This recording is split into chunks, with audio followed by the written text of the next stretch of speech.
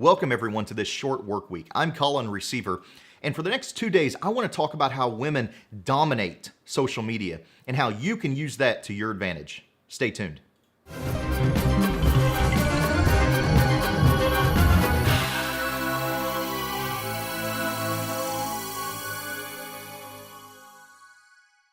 Today is Tuesday, May 27th, and I want to refer to some great information compiled by two guys from financesonline.com. And they compiled a 2013 social media research study from Pew Research Center, Burst Media, and Nielsen. Now, I'm going to jump into the details in just a second, but overall, what they found is that women use social media more than men, and they use the sites in much different ways than men do. Women also interact with brands more often and share news more often than men do. Now, why is this important to your dental practice? For one, you're looking for transactional dentistry. Now, why is this important to your dental practice? Well, if you're looking for transactional dentistry, drill, fill, and bill, moms run the household. Moms make the dental decisions. Mom make the healthcare decisions for their family. If you're looking for transformational dentistry, big case, elective case dentistry, cosmetic, implant dentistry, women are fantastic prospects, especially as they get into their 40s, 50s, and beyond. Now let's look at the details of the data from these studies. First, more women than men use Facebook, Tumblr, Pinterest, Instagram, Twitter.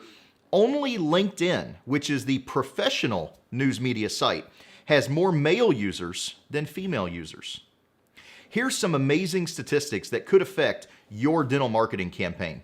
76% of women use Facebook compared to 66% of men. 54% of women are on Tumblr compared to 46% of men.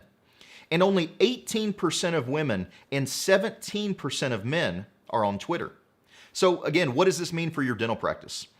I'm not a big fan of finding new patients on social media. In fact, you're not going to find new patients on social media.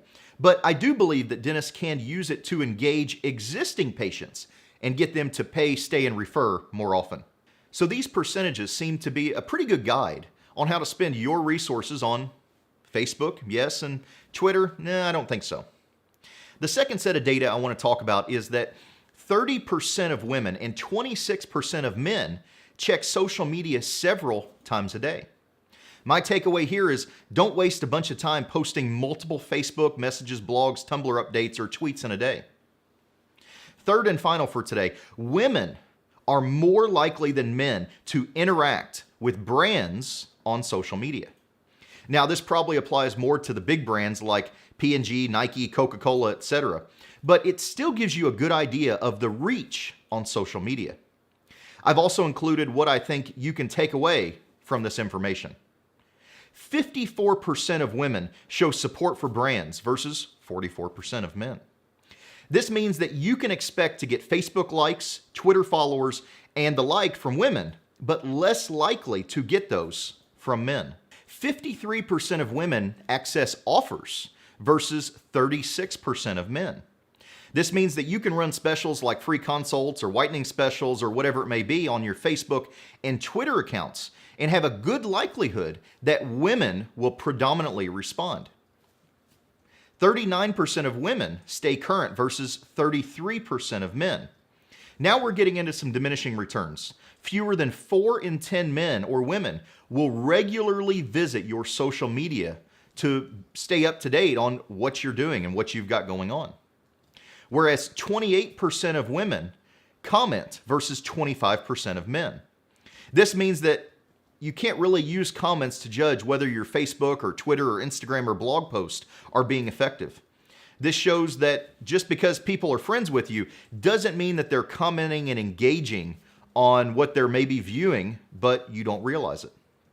Now, Facebook does have a new metric that you can actually see how many people have looked at your post. So they're starting to bridge that gap a little bit more and help you have a better understanding of your exposure on Facebook, at least.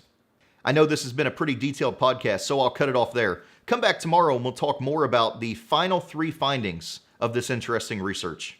Until then, keep moving forward.